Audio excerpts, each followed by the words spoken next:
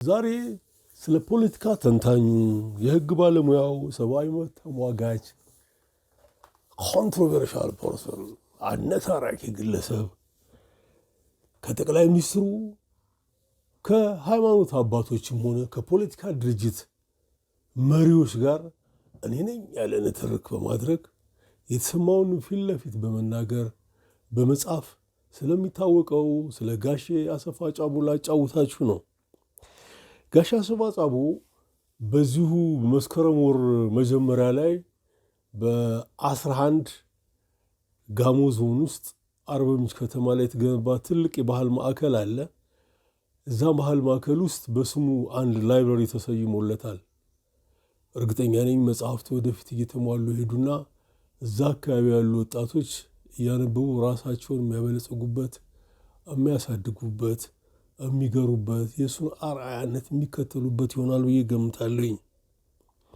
ስለ ጋሼ አሰፋ ሳስብ በመጣንበት ማህበረሰብ ባህልና ስነ ልቦና ነው እሱን የምተነትነው።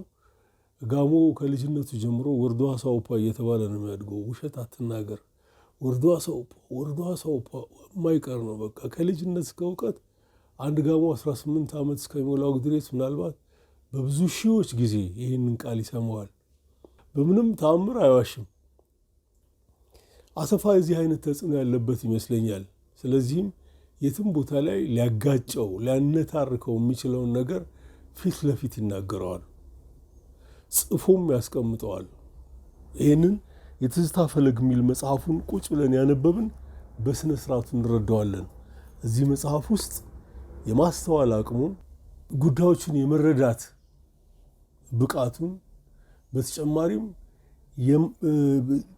አስታውሶ ያንን ነገር ለገጸ ንባብ ማብቃቱን፣ ጥልቅ ንባቡንም ያሳያል። የጎደለን ሁሉ ሲጠይቅ እናየዋለን። እና ጋሼ አሰፋ ይህ አይነት ላይብረሪ ሲመሰረትለት ከክልሉ ፕሬዚዳንት ተደውሎልኝ እመጣለሁ ነው ያልኳቸው። ሄድኩ። እሳቸው በተገኙበት ላይብረሪ ተመረቀ።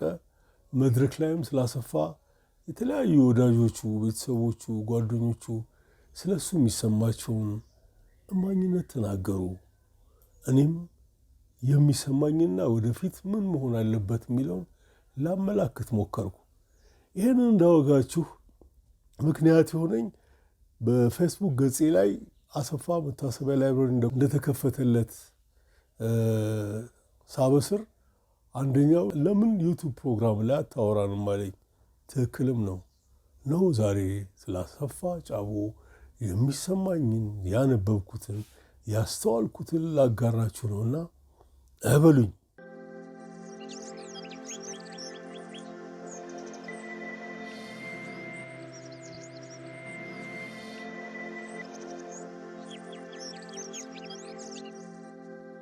ዶክተር ማይክል ኒውጌን የተባለ የአምስተርዳም ዩኒቨርሲቲ ምሁር በቅርቡ አዲስ አበባ መጥቶ ለህግ ባለሙያዎች የጥቂት ቀናት ኮርስ ሰጥተው ነበር። ዶክተር ማይክል የንባብ ባህሉን ለታዳሚው ሲናገር አያቴ አንድ መጽሐፍ አንብቦ ከጨረሰ በኋላ ወይም እያነበበ አንድ አይነት ጭብጥ ሲያጋጥመው ይሄ ጭብጥ ከሌላ ጭብጥ ጋር የሚያያዝበት ቦታ ሲደርስ እዛ ላይ በወረቀት አያይዞ ይህንን ሐሳብ በቅጡ ለመረዳት እገሌ የጻፈውን መጽሐፍ ማንበብ የግድ ነው ብሎ ያልፋል። ጥቂት ምዕራፎች እንዳለፈ ደግሞ ሲያጋጥመው አሁንም ሌላ መጽሐፍ ይጠቁምና ሼልፍ ላይ ያስቀምጠዋል። ይህንን መንገድ አያቴ ሄዶበት አንብቦ ያወቀውን ልጁ ሄደበት። አባቴም ይህንኑ አያቴ ያነበበውን የመጽሐፍ ስልት የጠቆመውን መጽሐፍ እያነበበ አደገ እና እውቀቱ በጣም የበለጸገ ሆነ።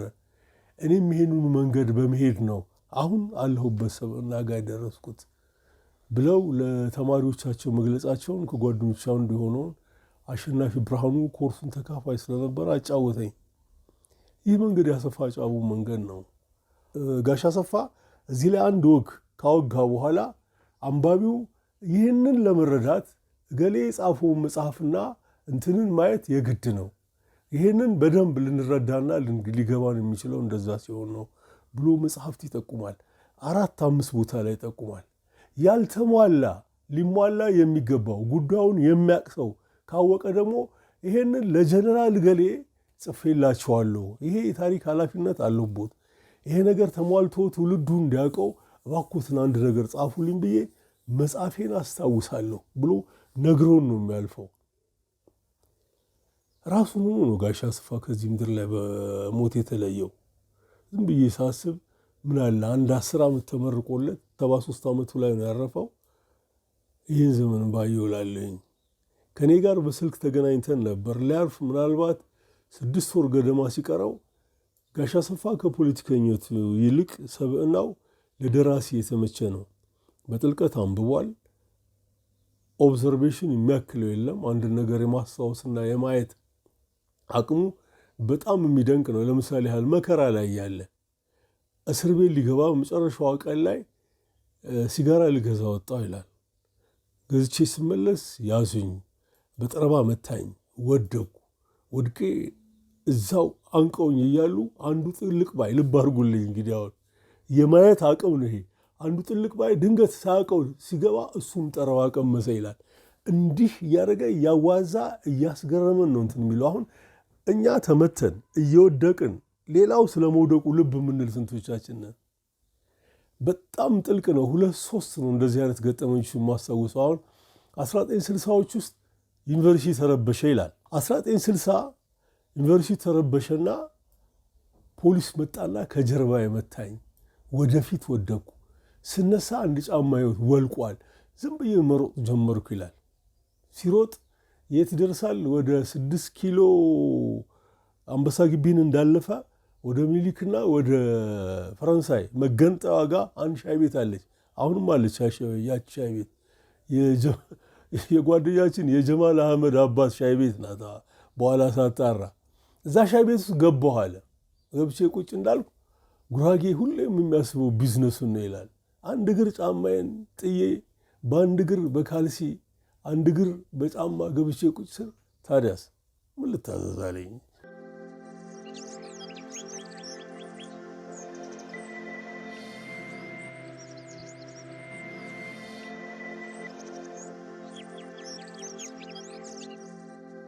ጋሽ አስፋን በተደጋጋሚ የነገርኩት ነገር ምንድን ነው? አንተ ደራሲ ነህ ያልኩት በደወልልኝ ጊዜ። ደራሲ ነህ። ደራሲ በህይወት ውስጥ ማለፍ ነው አንዱ ነገር። አንተ ባለፉት 7-10 ዓመታት በምድር ላይ ኖረሃል። በርካታ ህይወት ኤክስፒሪየንስ አለ። በዚህ ልምድህ ብትጽፍ አያሌ ወጣት ትውልድ መምራት የምትችል ደራሲ ትሆናለህ። ኢትዮጵያ ደግሞ አሁን በቅጡ ያስተዋለ የመረመረና ሩቅ የተመለከተ ደራሲ ያስፈልጋታል። ያንን ተረድተህ አንተ ቁጭ ብለህ ለወጣቱ ትውልድ ብጽፍ ወጣቱ ትውልድ ሩቅ ተመልካች ይሆናል። ኢትዮጵያ አሁን በመንፈስ ወጣቱን የሚመራ ደራሲ የሚያስፈልጋት ዘመን ላይ ነው። አያሌ ዝብርቅርቅ ነገር መገብ ናቸው። በተሳከረ ርዕዮተ ዓለም መራ ናቸው። ሄደና አሁን ባለንበት ዝብርቅርቅ ውስጥ ነው ያለ ነው። አንዳንዱ ቅዠት ውስጥ ነው ያለው። ከሀገር ከወገን ጋር ያለው እንትን ተቆራርጧል። ስለዚህም ይሄን መንፈስ አቆራኝቶ ወደፊት መምራት የሚቻለው እንዳንተ አይነት ብዕረኛ ነው ይሄን ማድረግ የሚችለው። የሚገርም አጋጣሚ ደግሞ በብዙ ሺህ የሚቆጠሩ ወጣቶች አፍቅረው አንብበዋል። የተስታፈለግ በደንብ የተሸጠም በደንብ የተነበበም ነው። እዛ ላይ አንዳንድ ድግግሞች አሉ። ለምሳሌ የጋሞ ቃልን ካለማወቅ ገድፎ የጻፉት አለ። ግጥሞች የሚደጋገሙ አሉ። እነዛም ማጥራት ይቻል ነበር። አሳታሚዎች ግን ጥድፊያ ላይ ስለነበሩ ቶሎ አሳትመው የሆነ ነገር አግኝተው ወደሚቀጥለው ስራቸው መሄድ ስላለባቸው ከነ ግድፈቱን ያወጡት መታረም አለበት። አንተ ግን ደራሲ ነህ። ኦፊሻሊ ፖለቲካው ሪታየር አርግ። የአንድ ዘመን ፖለቲከኞች በሙሉ ጥግ እየያዙ ነው። ስለዚህም አሁን የቀረህን ዕድሜ በመጻፍ በመጠበብ ስለ ራስህም ስለመጣህበትም ማህበረሰብ የሚገባውን አስተዋጽኦ አድርገህ ማለፍ ትችላለህ።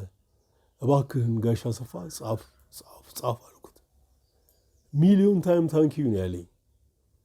ሰማኝ። የሚያሳዝነው አጋጣሚ ምናልባትም ይህን ከተባባልን ከ6 ወር በኋላ ጋሽ አሰፋ መሞቱን ሰማሁ።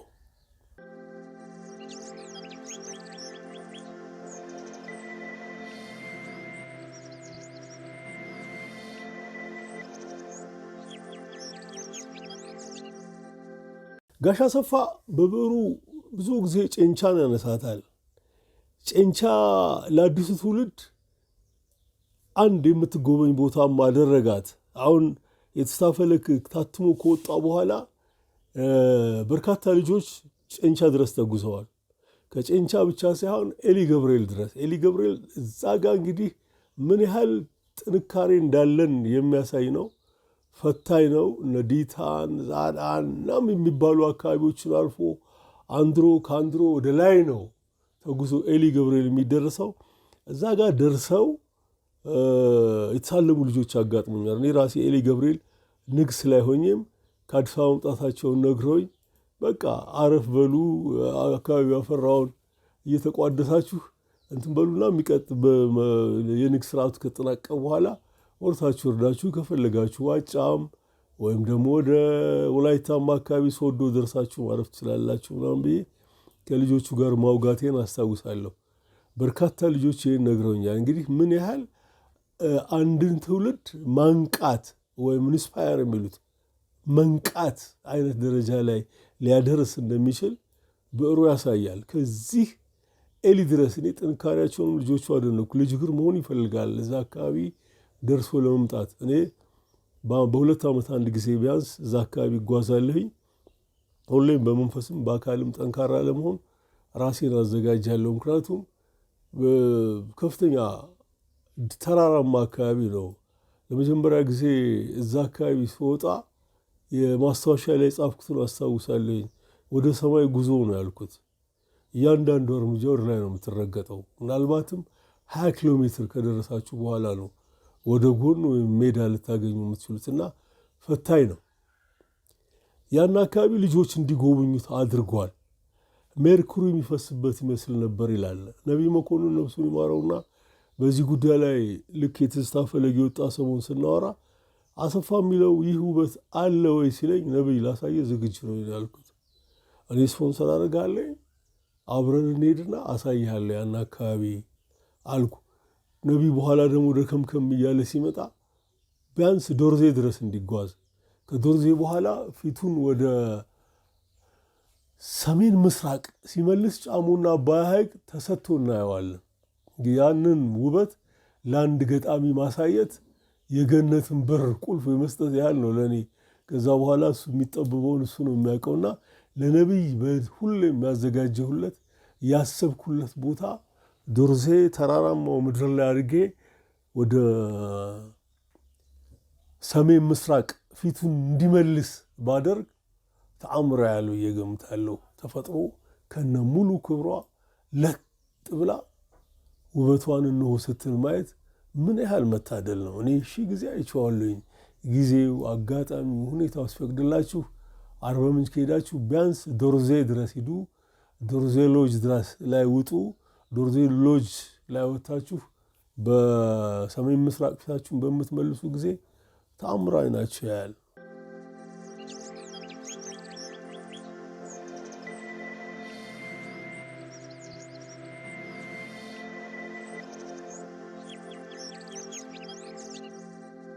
ጋሽ አሰፋ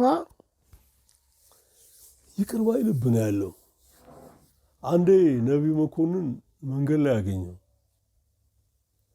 ከእስር ቤት ከተፈታ በኋላ ነው። አሴ ታዲያስ አለው። ምናልባትም ከእድሜ ወጣቶች ከሆኑ ውስጥ ጓደኞቹ መሃል አንዱ ነቢይ መኮንን ነው። 2 መላኩ ጌታቸው የሚባል ሌላ ጓደኛው ለንደን ነው የሚኖረው። ስለሱም ማወጋቸዋለኝ። አሴ ወዴት ነህ አለ ነቢይ መኮንን። አሰፋ ቆመና እስር ቤት እያለሁ ያልጠየቁኝ ዘመዶችን ልጠይቃቸው እየሄድኩ ነው አለ። ማን ብሎ ነቢይ ሲል እንደ ሰው እንጂ ዝምድናው እኮ መቀጠል አለበት፣ በራሳቸው ምክንያት ይሆናል የቀሩት። ስለዚህም አሁን ወደ እነሱ እየሄድኩ ነው ብሎ እንደተሸኛኙ ነቢይ አጫውቶኛል።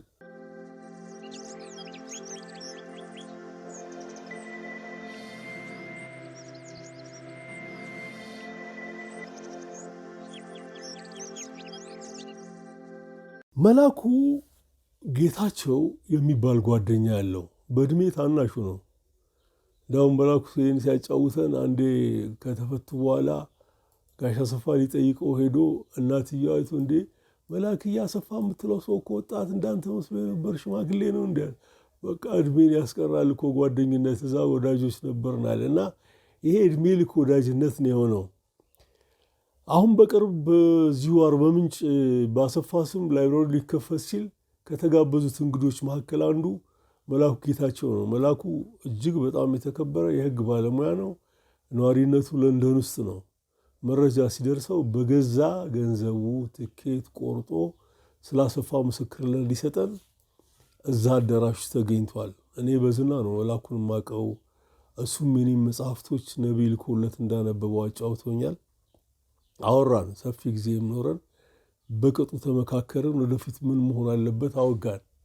መላኩ መድረክ ላይ ወጥቶ አሰፋ በርካታ የጻፈለት ደብዳቤ እንዳለ ምናልባትም አንድ ኪስ የሚሞላ በርካታ እንደሆኑ በአንድ ጊዜ እስከ 50 ገጽ እንደሚጽፍለት ሲናገር እኔ ወዲያውኑ አንጎሌ ስታርት አደረገ። ኦኬ ጋሽ አሰፋ ማን ኦፍ ሌተር ነበር ማለት ነው አልኩኝ። ለእኔም ጽፎልኛል፣ አንድ ደብዳቤ አለኝ እኔ። እመቤት በርካታ ደብዳቤዎች ጽፎላታል፣ ልጁ ናት እመቤት። ስለዚህ ሌሎችም ደብዳቤዎች ቢሰበሰቡ ያሰፋን ሌላውን ስብዕና ሊያሳየን ስለሚችል ይህ ነገር ለህትመት መበቃት አለበት ብዬ አሰብኩና መድረክ ላይ ስወጣ ላወራበት ያሰብኩትን ሀሳብ ትቼ በቀጥታ በዚህ ጉዳይ ላይ ነው ያወራሁት። የጥንት ስነ ጽሁፍ ታሪክን ስትመረምሩ የሰው ልጆች ስነ ጽሁፍን ከመጀመራቸው በፊት ደንበኛ የመገናኛ ድልድያቸው ደብዳቤ ነበረ። ብዙዎቹ በዓለም ላይ የታወቁ ትልልቅ ስኮላርስ ምሁራን በደብዳቤ ነበር የሚገናኙት። አሁን ከማስታውሰው አንዱ ለሊዮ ቶልስቶይ ማህተመ ጋንዲ ደብዳቤ ጽፎለታል።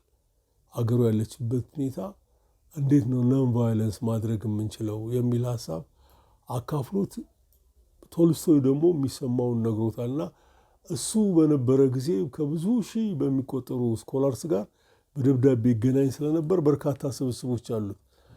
እኛ ሀገር እንግዲህ በርካታ ሰዎች የተለያየ ደብዳቤዎች ቢኖራቸውም ለህትመት አላበቋቸውም። እርግጠኛ ነኝ ይህ የማንቂያ ደወል ሆኖ ከዚህ በኋላ ማምን ለማን ጻፈ ወደፊት የምናነብበት ይሆናል። መላኩ ጌታቸው ጋር ያሉት ስብስቦች ያለምንም ጥርጥር አንድ ጥራዝ ይወጣቸዋል። እሱ ከነገረኝ አኳያ በርካታ ናቸው። በርካታ አንዳንዴ በታሪክ ላይ ተነትንልኛል አለ፣ አንዳንዴ በኢኮኖሚ ላይ፣ አንዳንዴ በህግ ላይ። ሁለቱም የህግ ባለሙያዎች ናቸው፣ የህግ ተማሪዎች ናቸውና ይሄን ይለኝ ስለነበረ እነዛ ስብስቦች አሉ። ካስፈለገ እልክልሃለሁ አለኝ። እኔ መድረክ ላይ ወጥቼ እነዚህ ነገሮች መሰብሰብ አለባቸው፣ ተሰብስበው ለአንድ ጥራዝ መብቃት ይኖርባቸዋል። ያም አሰፋን በማናቀው ጎኑ እንድናቀው ያደርገናል። እኔ ደግሞ የልጅነት ስራዎችን ሰብስቤለታለሁኝ። የዛሬ 60 ዓመት በ1959 የአዲስ ዘመን ጋዜጣ አምደኛ ሆኖ በርካታ ጽሁፎች ጽፏል። በበርካታ ርዕስ ላይ እንዳውም ጥሩ ብዕረኛ እንደሚወጣው እነዛ ወጎች ያሳያሉ። እዛም ወግ ላይ ጥሩ የንባብ ዲሲፕሊን እንዳለው ያሳያል። እና እኔ የልጅነት ብዕሩን የሚያሳይ ነው ብዬ ሰብስቤ እኔ ነኝ ያለሁት በዚህ ጉዳይ ላይ የቅርብ ወንድሙ ማድረግ ያለብኝ እኔ ብዬ ራሴ ነኝ ኃላፊነት ወስጄ ከሰበሰብኩ በኋላ ሌሎች የትዝታ ፈለግ ውስጥ ያልተካተቱትን ጨምረን አንድ ጥራዝ ይወጣዋል የሚል ሀሳብ መጣልኝ። ይህን ሀሳብ መድረክ ላይ አወራሁት። እንደመታደል መልካም ምስራች ሰማንበት።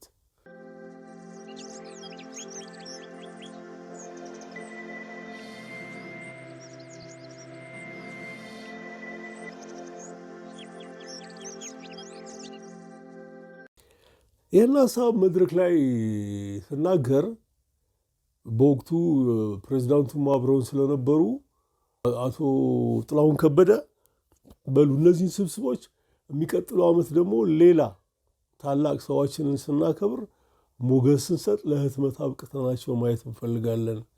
ደብዳቤዎቹንም መሰብሰብ የተሰበሰቡትን ለጥራት ማብቃት ከዛ ማሳተሙን እኛ እናደርገዋለን። የልጅነት ጽሁፎቹም ያስፈልጉናል እንሰበስባቸዋለን አለኝ። አሁን እኔ አንድ ሀሳብ የሆነብኝ 1957 ዓ.ም ጎጃም ባህር ዳር እያለ ከተማዋ ስትለማ ህብረተሰቡ በተለያየ አጋጣሚ ሲፈናቀል አይቶ ጎጃም ተነቀለ ብሎ የጻፈው ጽሁፍ አለ። እሱን ነው ማግኘት ያልቻልኩት። ፖሊስ እና እርምጃው ጋዜጦች ወመዘክሩ ሳይቻለው አላጋጠመኝም። እርግጠኛ ነኝ አዲስ አበባ ዩኒቨርሲቲ ሄጄ ስፈልገው አገኘዋለሁ። እና እነዚህን አደርጋለሁ። እናንተም የእሱ ጽሁፍ አለን የምትሉ ካላችሁ ማንኛውም አዲስ አበባ ውስጥ የሚገኝ መጽሐፍ መደብር ለዘነበው ላስጠው ብላችሁ ብትተውልኝ አገኘዋለሁኝ። እኔ እነሱም ደውለው ይጠሩኛል። ምክንያቱም ሁሉም አዲስ አበባና አካባቢ ያሉ መጽሐፍ ነጋዴዎች እንገናኛለን። ይህም ጉዳይ ትልቅ ጉዳይ እንደሆነ ስለሚገባቸው ደውለው ይልኩልኛል፣ ይሰጡኛል። እኔም ለህትመት የሚበቃበት ሁኔታ ይሄን ዓመት የራሴን ስራ ጨምሮ ከምሰራቸው በርካታ ስራዎች መካከል አንዱ ያሰፋን የደብዳቤ ስራዎች በአግባቡ መሰነድ፣ ሁለተኛ የልጅነት ጽሁፉን ከጎልማሳነት ብዕሩ ጋር አሰናስሎ ማምጣት ነው። እና ልጅም እያለ ሸንቋጭ ነበር። በነገራችን ላይ እንዲህ ይተናኮላል። አሁንም ማስታውሰው አንዱ ደምሴ ኮምባ የሚባል የጋሞ ዘፈን በጣም ጎበዝ ይጫወት የነበረ ህይወቱን በሙሉ በዚህ ሙዚቃ ውስጥ የቆየ ደምሴ በ1983 አባት ጦር ተጠርቶ ሄደ። እንግዲህ እዚህ አምቦ አካባቢ ሞተ ብለው ነው የነገሩኝ። ቤተሰብ ምናምን ሳነጋገር የእሱም ቤተሰቦች ሳይሆን የኔም ቤተሰቦች እንዴት ሞተ ምናምን ብዬ ሳናገር እንደዛ አሉኝ። እኔ ግን ወድለት ነበር ዘፈኑ። አዲስ ዓመት ላይ ደምሴ ኮምባ ይዘፍናል ጋሙኛ። በአጋጣሚ እዛ ቦታ ላይ ደግሞ አሰፋ ጫቦ ይገኛል። አሰፋ ደግሞ በላቀ ሁኔታ የጋሙኛን ዘፈን የሚያውቅ ነው። ቢያንስ በጆሮ ደረጃ የማጣጣም አቅም አለው። ደምሴ ደግሞ አማርኛ ተናጋሪዎች ናቸው ተቀባዮቹ። ፈተና ነው። ያም ሆነ ግን አረረም መረረ የዜግነት ግዴታውን ደምሴ ኮምባ ተወጥቷል። ደምሴንና ጥላሁን ገሰሰን ሸነቆጣቸው በብዕሩ።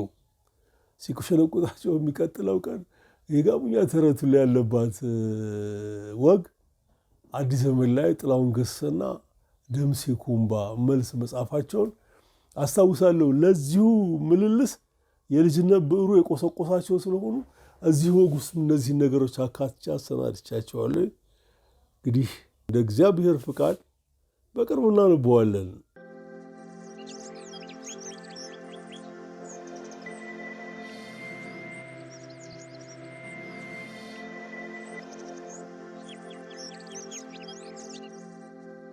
ጨንቻን ጋሽ አሰፋ ጠላት ነው የፈጠረባት። ጨንቻ በመሰረተ ልማት አላደገችም። እዛው አለችበት ነው የቆመችው።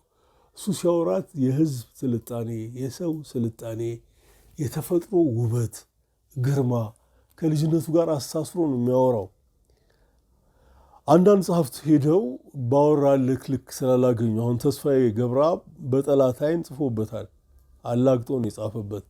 ለእኔ ተስፋዬ የሰውን ስልጣኔ ነው ማየት ያለበት። ቁጭ ብለህ ከጋሞ ጋር እየበላህ እየጠጣህ እያወጋ እንዴት እንደሚያስቡ ስትረዳ ነው ሰው ለካ ሰው ነው የትም ብለህ እንድታስብ የሚያደርገ። ተስፋዬ የድንጋይ ስልጣኔ ነበር የጠበቀው መሰለኝ፣ አላገኘም። አምሮ ጽፎበት እንደነበር አስታውሳለሁ። አምሮ ጻፈበት። አሰፋ የሰው ግምት ነው።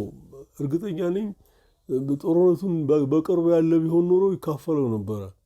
ያም ሆኖ ጨንቻ ደጋግሞ ስለሚያነሳት በተለያየ አጋጣሚ ውበቷንም ግርማዋንም ማህበራዊ ህይወቷንም ምን አንቱ ስለሚል ጠልተውት ነበረ በወቅቱ የነበሩ ፖለቲከኞች። ስለዚህም ጨንቻ ላይ አንድም አይነት ለውጥ አልተካሄደም። ምንም አይነት እድገት ጨንቻ ላይ አልነበረም። የረባ ክሊኒክም ያለ አይመስለኝም። ምናልባትም ኢህአዴግ ከጨዋታው ሊወጣ የሆነ አጋጣሚ ላይ ደግሞ እኔ ጨንቻ ነበርኩኝና የዛን የነበርኩለት የሚሊኒየም ዋንጫ ጨንቻ የደረሰበት ቀን ነው። ህዝብ ግልብጥ ብሎ ወጥቶ ሺህ ሳንጋ ጎትቶ በደስታ እየቦረቀ ሲቀበል ምን ያህል ይቅር ባይ ልብ ነው ያለው ነው ያልኩት። እንዲህ ኋላ ቀር ያደረገው ከኤሌክትሪክ አቅም በቅጡ የማያገኝ አስፋልት የሚባል የሌለበት መሰረተ ልማት የሚባል ጠረኑ ባልደረሰበት ሁኔታ ውስጥ ያስተዳደረውን መንግስት አክብሮ ምድር ድብልቅልቅ እያለች በዛ ሆታና ጭፈራ ዋንጫውን ከጨንቻ ወደ አርበም ሲሸኙ ታየሁኝና እንዴት አይነት ልበሰፊ ህዝብ ነው። ምናልባትም አሰፋ ይሄንን ሊነግረን ይሆናል ጨንቻ ጨንቻ የሚለው እያልኩ እያብሰለሰልኩ ነበር። ጋሽ አሰፋም አረፈ። ኢህአዴግም አረጠና ለአንድም ለመጨረሻ ጊዜ ለመቃብሩ በቃ። የሚገርሙ አጋጣሚ ልክ ይሄ ሲሆን ደግሞ አሁንም እኔ ጨንቻ ነኝ። ጨንቻ ለመጀመሪያ ጊዜ አስፋልት የከተማ ውስጥ አስፋልት ሲሰራለት የዓይን ምስክር ሆንኩ።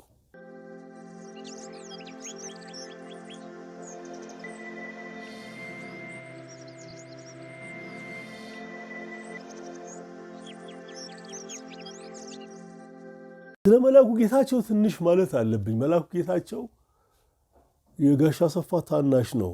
የነቢይ መኮንን የቅርብ ወዳጅ ነው። ነቢይ በጥልቀት ስለሱ ብዙ ያውቃል። አያሌ ጊዜ አጫውቶኛል። የሚገርመው አጋጣሚ አገር ውስጥ የሚታተሙ መጽሐፍ እንዲያመልጡት ስለማይፈልግ እየገዛ የሚልክለት ነቢይ ነው መላኩ። መላኩ አርት፣ ፊሎሶፊ፣ ኪነ ጥበብ ነፍሱ ናቸው፣ እንጀራውን ህግ። ስለዚህም እሸቱ ጫቦንና የጋሽ አሰፋ ታናሽ ነው፣ እሱም የህግ ባለሙያ ነው። ትልቅ ዲክሽነሪ ተርጉሞልናል በጋሙኛ በአማርኛና በእንግሊዝኛ። አንድ ቀን መሰረት ታሪኩን የሚያውቅ ወንድሜ እዚህ ስላለ ዶክተር ግራዝማች ሁዱጋ ታደሰ ወልዴ እሱን አገኝና ስለ ዲክሽነሪው በደንብ እናወራለን። እሸቱ ትልቅ አስተዋጽኦ ነው ያደረገው በጋሞ ቋንቋ ላይ፣ በጋሙኛ በአማርኛና በእንግሊዝኛ ጻፈ። ያንን ፈንድ ያደረጉትንም አመሰግናለሁ፣ ያመቻቹለትን። ይህንንም ረጅም ጊዜ ፈጀን ስራ ለጥራት ያበቃን አካል ማመስገን ወዳለሁና እነዚህን እሸቱን ይጠራል።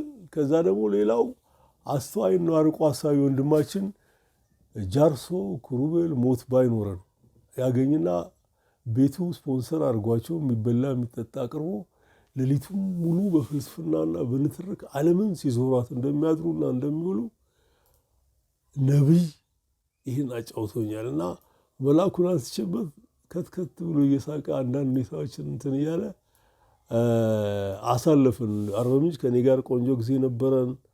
አስተዋይነቱን፣ ቸርነቱን፣ ደግነቱን ነገርኩት። መድረክም ላይ መሰከርኩ። ስምን መላክ ያወጣዋል ነው። ለመልካም ሰው መልካምነቱን በአደባባይ ከመናገር በላይ ትልቅ ነገር የለምና መላኩ እንደዚህ አይነት ሰው ነው። ነቢይ ካጫወተኝ አንድ ልበላችሁና ወደ አሰፋ መደምደሚያ ልምጣ።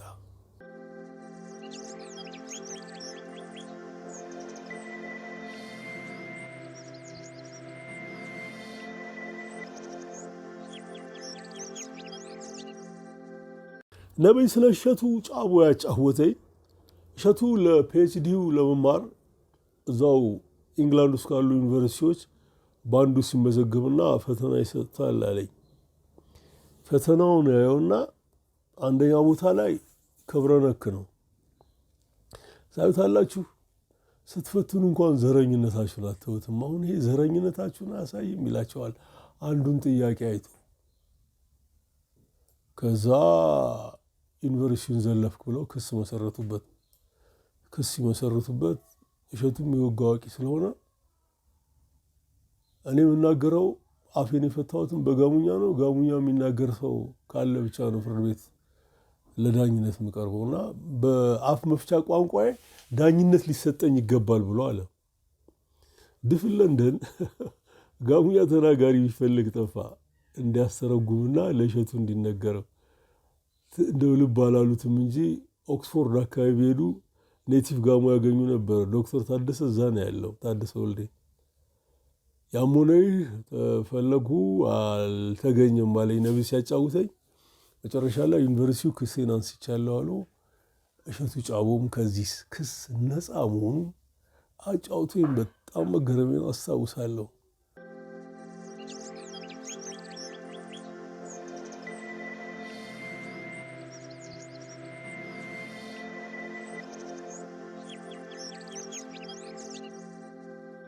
ጋሽ አሰፋ ደብስ ንባቡን አንስቻለኝ፣ ምንም ጥርጥር የለውም። ድንቅ የንባብ ልምድ ነው ያለው። የሚደንቅ እና የሚገርም የመተንተን የመንገር የማሳወቅ አቅሙ ቅድም እንዳልኩት ኦብዘርቬሽን። አሁን ለምሳሌ ከኛ ጸሐፊዎች በእኛ ላይ ከጻፉት እኛ ሀገር ውስጥ ረጅም ጊዜ የዲፕሎማሲያዊ ስራ ከሰሩ ሰዎች መካከል አንዱ ጆን ስፔንሰር ነው። ጆን ስፔንሰርን አግኝቶታል። ጆን ስፔንሰር አንድ መጽሐፍ ጽፎልናል በእንግሊዝኛ ኢትዮጵያ አትበይ ነው። ሁለት አስተዋይና አርቆ አሳቢ ወንድሞቻችን ጥርስ የገባች ሀገር ብሎ አቻ ተርጉመው ትርጉሙንም ለጆን ስፔንሰር አሳይተው ጆን ስፔንሰር አመሳክሮ ፈቅዶላቸው ነው ለህትመት የበቃው። ምናልባትም በኢትዮጵያ የሥነ ጽሑፍ ታሪኩ ውስጥ ተጽፈው የደራሲው ፍቃድ ተጠይቆ ከታተሙ ስራዎች መካከል ይሄ ሁለተኛው ነው። አንደኛው መንግስቱ ለማ አንድ ቲያትር ተርጉመው ለደራሲው አስፈቅደው ደራሲው በጣም ደስተኛ መሆኑን ነግሯቸው ነው ለዚህኛ ሀገር ለእይታ የበቃውና የጆን ስፔንሰርም ውሃ የሚያነሳ መነበብ ያለበት የአሁኑ ትውልድ ማንበብ ያለበት ነው። እንዳውም አሰፋ ምን ይላል? በእንግሊዝኛ አንብቤው ወድጄው በአማርኛ ተታተመ ብለው ሲሉኝ ደስ አለኝ ይላል። ጆን ስፔንሰር ራሱ ሲገልጸው ሳናግረው ይላል ረጅም ጊዜ ነው ከኛ ጋር የሰራው ጆን ስፔንሰር። ስለዚህም የኢትዮጵያ መኳንንቶች መንፈስ ያረፈበት ነው ይመስለኝ። ሳናግረው የሸዋን መኳንንት ማናገር ነው ይመስለኛል። በቃ በጣም ዛና ብሎ ያለ ሲያወጋኝና ይህንን ይላል። ጋሽ አሰፋ ሩቅ ነበር የሚያስበው፣ ቅርብ አደረ። በጋሞ እንደዚህ አይነት ሰው ሲያከብሩ ሲያደንቁም እሱ በሌለበት ቦታ ስሙን ሳነሳው ቆሜ ነው ይላሉ። ይህ ትልቅ የሆነ ኢንቴሌክቹዋል ወይም ደግሞ ትልቅ ፈጠራ ጭንቅላት ያለው በማህበረሰብ ውስጥ መኩሪያ የሆነ በአርአያነት የሚጠቀስ ሰው ሲሆን ስሙን የትኛውን ቦታ ላይ ሲያነሱ ቁጭ ብሎ አይደለም ቆሞ ነው። በጋሙኛም ይችን በነገራችን ላይ ሼክስፒርም አላላት። በጣም ትልቅ አባባል ነው። እኔ ትልቅ አባባል መሆኑን የገባኝ ለጋሽ ስብሐት አንድ የነገርኩት ድገምልኝ ሲለኝ ወግ ብሎ ታየኝ። ከዛ በኋላ አስጠናሁት፣ ጻፍኩና ሰጠሁት። አንድ ቦታ ላይ አንጎላችን መቀበል ያቆማልና አልቻለም ሊይዘው፣ ግን ሲፈልግ በልልኝ ይለኛል። እልለታለኝ በሕይወት እያለ። እንደዚህ አይነት ሰው የሚባለው እዚህ ባይንታ ሰውን ይዛ ሰውን ዴንሳ ሼ ሀይካ ይዛ ሴቃይ ሲላል ጋሙ። እሱ በሌለበት ቦታ ሁሉ ስሙን ሳነሳው በአክብሮት ቆሜ ነው ማለት ነው። ጋሽ አሰፋንም ይሄን ማለት ፈልጋለኝ። አሴ በሌለበት ቦታ ሁሉ በአክብሮት ቆመን ስምህን እያነሳ ነው።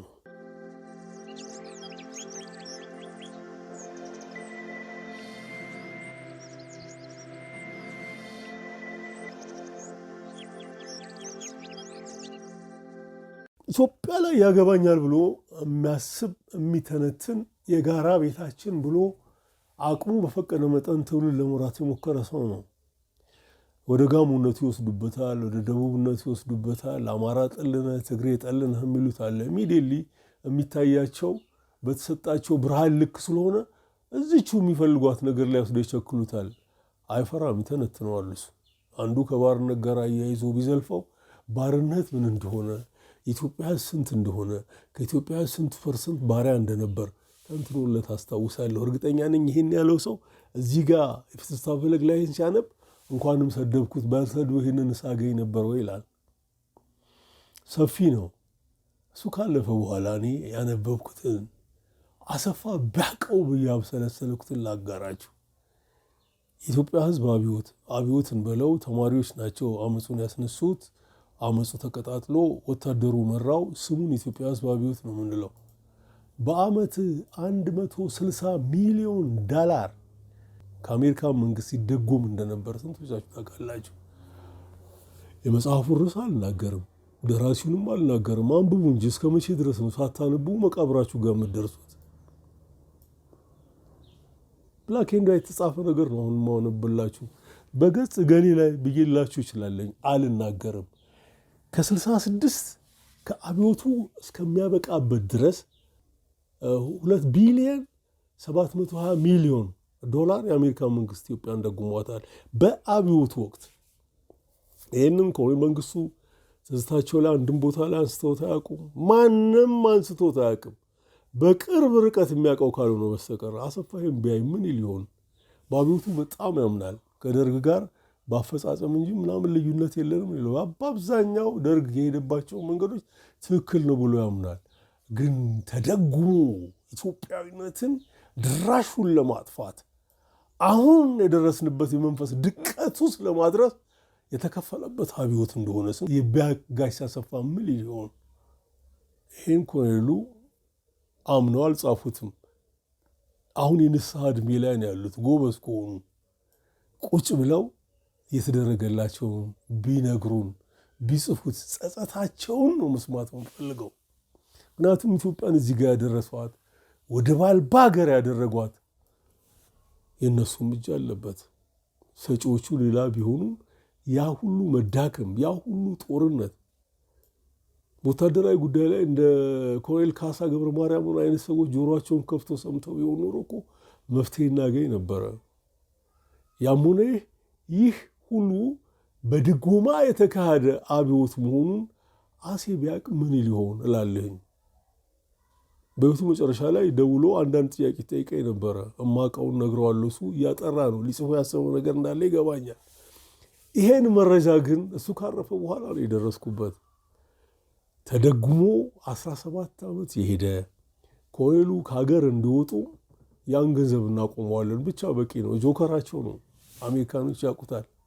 ሲስቡት ኮሎኔል መንግስቱን አስፋልት ላይ ታገኛቸዋለህ። ስለዚህም ያ ገንዘብ ከመቆሙ በፊት መሄድ ነበረባቸውና 2 ቢሊዮን 720 ሚሊዮን ዶላር የኢትዮጵያ አብዮት መደጎሙ አሴ ቢሰማ ምን ሊሆን ስል በቅጡ አብሰለስላለሁ።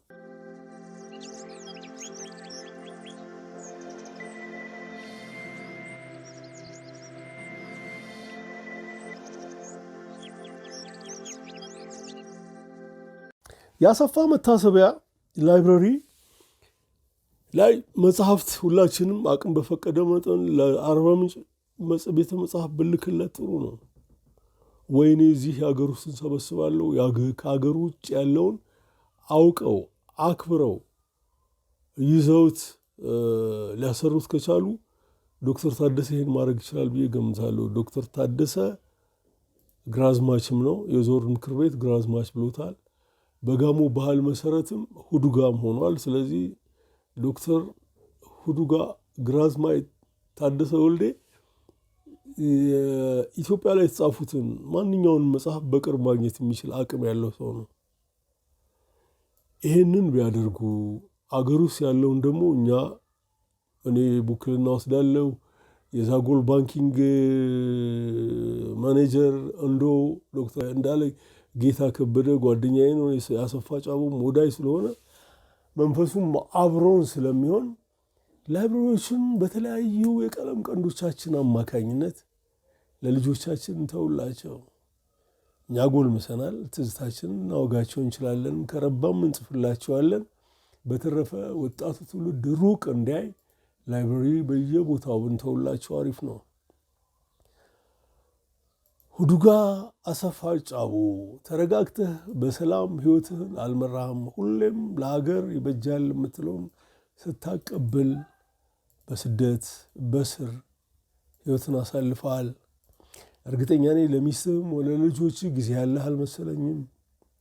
ከባድ ነበር ያሳለፍከው ጊዜ። ያም ሆነ የሚገባህን ሞገስ ሀገር እየሰጠች ነውና ይህ ክብር ላንተ ይገባሃል። ሁዱጋ አሰፋ ጫቦ ኔባይንተሶን ኔሱን ሳዴንሰሼ ሃይካ ቦንቾኔ ቀይስ ሰላም በምድራችን ላይ ይስፈን።